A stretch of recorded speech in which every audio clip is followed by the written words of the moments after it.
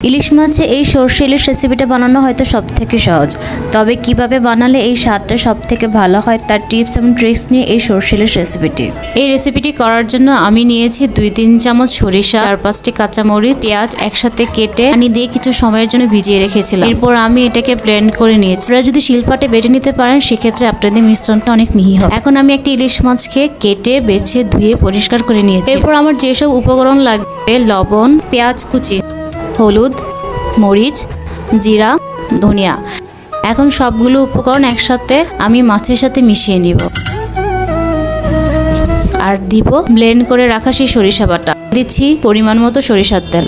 সরিষা ইলিশের মধ্যে যদি আপনারা সরিষার তেল দিতে পারেন সেক্ষেত্রে সরিষা ইলিশের স্বাদ ও গন্ধ দুটি অটুট থাকবে। এখন মাছগুলোকে খুব ভালোভাবে সব মশলার সাথে আলতোভাবে মেখে নিব। এই মাছগুলোকে রেস্টে রেখে দিব 10 মিনিট। রেস্টে রাখার কারণে রান্নার পর আমরা যখন মাছটা খাবো তখন মাছটার স্বাদ অনেক বেশি বেড়ে যায়, মাছটা খেতে খুবই ভালো লাগে। এখন চুলায় একটি প্যান নিয়ে সেটাকে গরম করে রেস্টে রাখা মাছগুলো দিয়ে দিব। এবার জল অ্যাড করতে হবে। আমি এখানে 1 কাপ আর 1/4 কাপ পরিমাণ পানি অ্যাড করেছি, তবে জলের পরিমাণটা যে যেমনটা খেতে পছন্দ করেন তেমনটাই অ্যাড করে নেবেন। ইলিশ মাছ কিন্তু খুব দ্রুত হয়ে যায়, আর অতিরিক্ত রান্না করলে মাছের যে একটা তেলে সফট ভাব থাকে সেটা আর থাকে না। সেটা মাথায় রেখে কিন্তু ঝোলের পরিমাণটা অ্যাড করে নেবেন। ঢাকনা দিয়ে ঢেকে অপেক্ষা করব 10 মিনিট।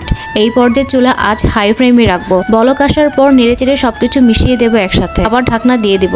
তবে 3-4 মিনিট পরপর ঢাকনা তুলে নেড়ে দেবো আলতো হাতে, যেন মাছগুলো ভেঙে না যায়।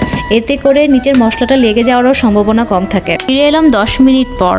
এই পর্যায়ে ঝোলটা কিন্তু অনেকটাই মাখা হয়ে গেছে। আপনি যত তেল দিয়ে সরষে ইলিশ রান্না করেন না কেন, রান্নার পর কিন্তু একটা তেলতেলে ভাব আসে না। এই তেলতেলে ভাবটা আনার জন্য পরে আমি আরো একটি কড়াইতে তেল নিয়ে সেখানে 1/2 চা চামচ মরিচের গুঁড়া নিয়ে ভেজে নিব। মরিচের গুঁড়াটা ভাজা হয়ে আসলে আমি সেই তেলটা রান্নার মধ্যে ঢেলে দিব। আর এই পর্যায়ে দেখার সৌন্দর্যের জন্য 4-5টি কাঁচামরিচ দিয়ে দিলাম। এরপর 5 মিনিট লো আঁচে নেড়েচেড়ে নামিয়ে ফেলবো। ব্যাস তৈরি হয়ে গেল আমাদের মজাদার সরষে ইলিশ। আশা করি আজকের রেসিপিটা আপনাদের সবার কাছে ভালো লেগেছে। আর দেখতে কেমন হয়েছে সেটা অবশ্যই কমেন্ট বক্সে জানাবেন।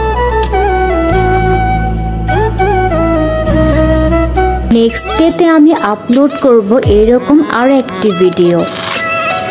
এন্ড ভিডিওটি কেমন হয়েছে অবশ্যই কমেন্ট বক্সে জানাতে ভুলবেন না। তাহলে দেখা হচ্ছে নেক্সট আরেকটি ভিডিও। আর ততক্ষণ পর্যন্ত আল্লাহ হাফেজ।